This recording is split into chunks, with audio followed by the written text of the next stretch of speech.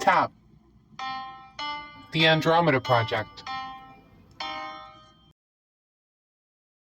Episode 3. Awakenings.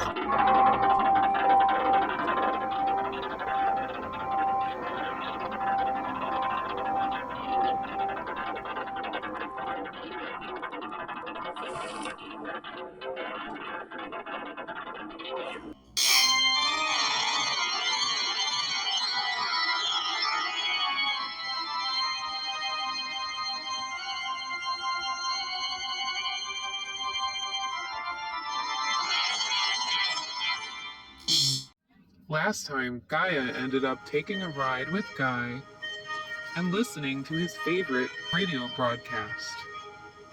She asked, would it be alright if she crashed at his place? Guy said no problem.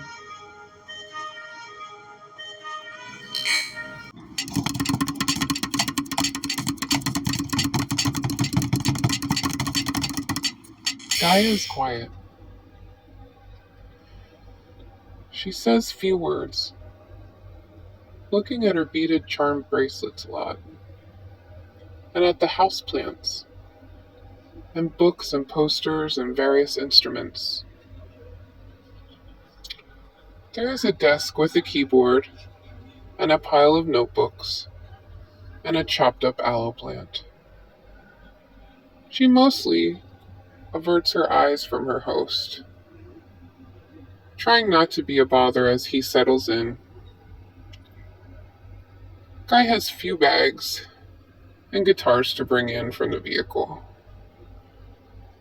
She has one large woven satchel and a smaller portfolio for her mini computer and her sketchbook. Gaia had no phone, no wallet, and few explanations. Guy didn't mind her quiet personality, and he started cooking for them both. Okay, so the thing is, I'm vegetarian. You want to eat something with me? Sure. She was cheerful when she did speak, but simple in her response to simple questions. There was sort of intriguing tension building, but the two of them were too coy to break it with lots of words just yet. She smelled fresh ginger and lemon, and things were frying loudly with steam. She enjoyed the aroma and the sounds, but shortly excused herself to use the bathroom. In her satchel was a clean dress and some oils. She took a 3-minute shower without asking, to rinse off the ocean, and oiled up with lavender to cleanse her ridiculously sweaty beach bum smell from the hot day, and put on a long summer dress with a netted woven sweater over it. She was now really hungry and delighted she was a dinner guest in another vegetarian's home. When she came out, the table was being set, and she began to sneak glances at her host, as it would be odd to keep averting her attention while sitting across from company. Gaia decided to be upfront and come out with it. I hope you don't mind me being all quiet. We just met, and... Nothing to forgive. I actually appreciate being around someone who can enjoy a little peace and quiet. Dinner served. This looks amazing, thank you. Gaia decided Guy was handsome, although his beard covered most of his face. It had pretty colors of red, blonde, and brown. His eyes and general build and appearance were attractive to her. So was his voice and energy. She could sense honesty, depth, kindness, and intelligence. As soon as she thought this, she felt a rush of blood and warmth to her face. And blushing, took in some water to occupy her hands. You're welcome. It's just tofu and vegetables. I have some blankets and stuff on the couch for you. Let me know what else you need. I'm actually off tomorrow, so no worries if you want to stay up or get to bed early. I don't have cable, but I have like Nintendo and lots of DVDs. I like that. Cable's so full of commercials and bad news. I try not to connect with it too much anymore. But old video games and movies sounds great to me. You're a pretty good cook, by the way. I love how you did the vegetables. Thanks again. You said that already. No, but seriously, thank you too. The two finished dinner, and Gaia decided to clean up while Guy got the Nintendo hooked up. Alright, Tetris, Mario, or Duck Hunt? Duck Hunt? It's been a while. How about all three in opposite order? Tetris is my favorite. Save the best for last. Okay, you want some wine? Yeah, absolutely. Gaia got a kick out of Duck Hunt. It reminded her of her childhood and how many innocent digital ducks she had slaughtered or witnessed being slaughtered in a lifetime. Oh yeah, the dog that retrieved the ducks was one of the first interactive character elements in a video game she can recall. Its asides and informative gesticulations seemed to give the hound its own consciousness. But of course, it was a simple logical string of zeros and ones, listed in an index of commands, linked with simple digital animation, quite primitive. Guy had not had the pleasure of playing video games with someone who laughed as much and jumped around as much as his new friend in a long time. His game system was starting to collect dust. When Gaia made her guy jump, Guy couldn't help notice she made her whole body jump too, starting with her hands on the controller. She was transformed into a kid. The two had instant chemistry, and it was all thanks to the Mario Brothers. Next game. Gaia insisted on just watching Guy play Mario. She was Luigi for one round and died so fast that Guy reluctantly agreed it was for the best. She insisted that she enjoyed being a watcher for these types of quests and not a contender. The bad guys and the fictitious violence gave her anxiety. Tetris was another story. Gaia bested Guy on every round and always got to the levels of insanely fast music without batting an eyelash. Whereas Guy could play, but not hang quite as long. By the end of the video games, they had opened a bottle of red wine and were talking about favorite movies. They discussed various comedies, Monty Python, his collection of Saturday Night Live, then sci-fi thrillers like The Matrix. They then discussed the fact that there are movies for A Brave New World in 1984, great books but not so great movies. Gaia recalls that on one occasion, when painting a mural in a high-rise in New York City, she saw a helicopter just like in 1984, hovering outside a window of a skyscraper, spying right into the building for a good 10 minutes, just feet from the side of the building's outer wall. She and her partner did not speak of the incident ever again. They were just stunned and let it go, and went back to painting. They decide to watch The Matrix. Guy has such a great time, he ends up falling asleep on the couch, sitting up, watching the end of The Matrix with Gaia. He wakes up to find that they hadn't made it through the whole movie, but a visage of a man was staring at him through the whole movie screen. He shook his head and shut his eyes tight and opened them, and the visage was gone. Guy went over to put away the leftovers and was startled.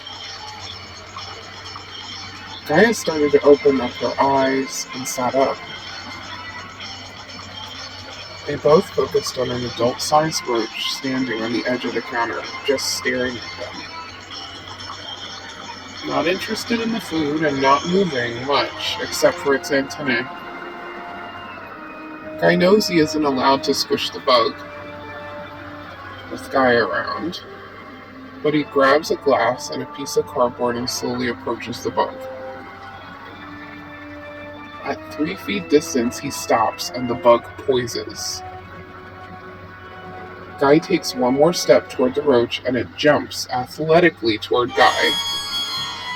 Guy instinctively jumps out of the way and shakes the insect away from his body. The bug scurries at light speed and disappears without a trace into the shadows. The next morning, the two went walking along a water lily watershed. There were droves of dragonflies swooping in and around the water. One dragonfly, larger and distinctive, flew in to observe the couple. Wow, this one's a little strange, don't you think? Yeah, I mean, it's like he's staring at us. Let's keep walking. The dragonfly was black, gray, and trimmed with a metallic sheen on the wings and underbelly, with a stripe on the tail. It appeared mechanical, and unlike most dragonflies, it buzzed and whirred. They too were now heading back toward the house. But when Gaia looked back, the dragonfly sped up and swooped straight toward them, then pulled up at the last second, flying overhead in the direction of their home. Holy crap! That was not normal dragonfly behavior, right? No! Alright. They walked on briskly, and upon entering the threshold, there waited a fleet of black and gray mechanical dragonflies, poised in observation and silence.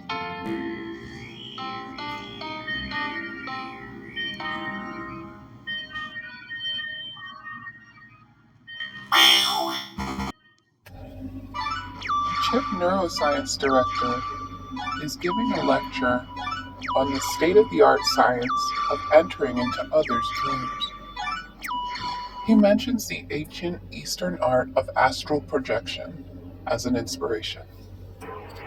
Astral travel has long been a part of humanity and transcending the earthly plane. The room is full of students wearing helmets with brain monitors. They are volunteers for a dream jumping research project. Okay, students, let's remember this is all made possible by bugs. That's BUGS. Burrowing, unilateral, global surveillance.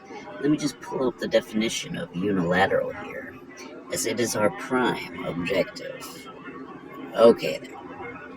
Unilateral, of an action or decision performed by or affecting only one person, group, or country involved in a particular situation, without the agreement of another or the others. The lecture in the dream jumping facility had come to the climax. The bugs had copied and mapped out their first subject's brain, detecting all neural functions, waves and pathways, similar to a barcode or IP address, but a much more complex layering of thought signatures, sign, curves, and so on, unique to each person, a fingerprint. Conditions were set to smoothly interface with their subject. It was time to jump. Here we go. Adjust your dials on the left cerebral cortex to 4.5, then listen quietly for the next step. Now, adjust the right cerebral cortex accordingly. Do not dial above 5. This is extremely important, as most humans will be disturbed out of sleep or focus from an adjustment of 5 or higher. Now, time to pull down your lens and turn on the VIS screen. The safety latch releases when both index fingers push on the activation switches on your right and left side. This is the most essential command. Do not speak or attempt to otherwise disturb or interact with the subject or other voyeurs during this jump.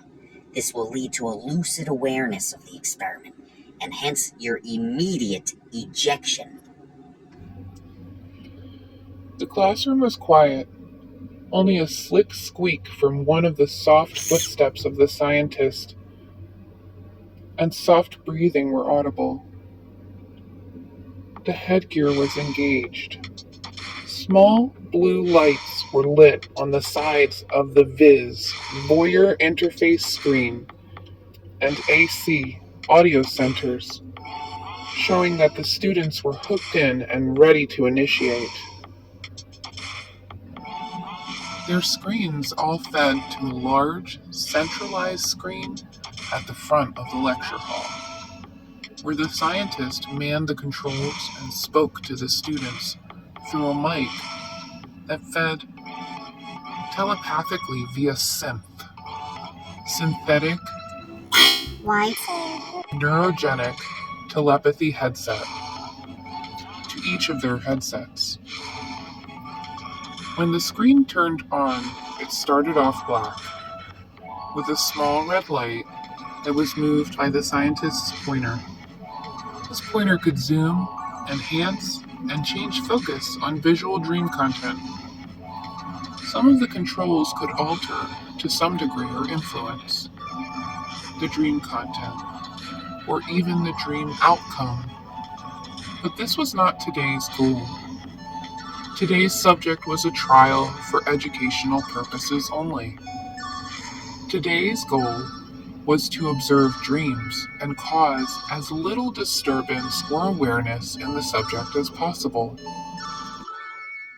Okay, the subject is asleep, soon entering REM state. Time to jump. All ready? In 3, 2, 1.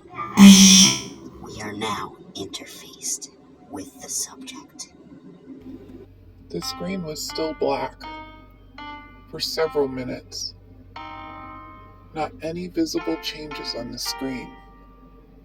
But the scientists could pick up brainwaves and see brain mapping on a smaller screen, showing a successful jump, connectivity, and little to no sleep state disturbance. As they waited, a fuzzy whitish swirl began to expand from the near center of the screen.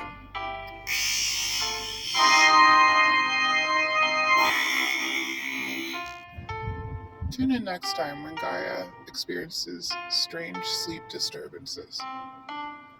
TAP, the Andromeda Project.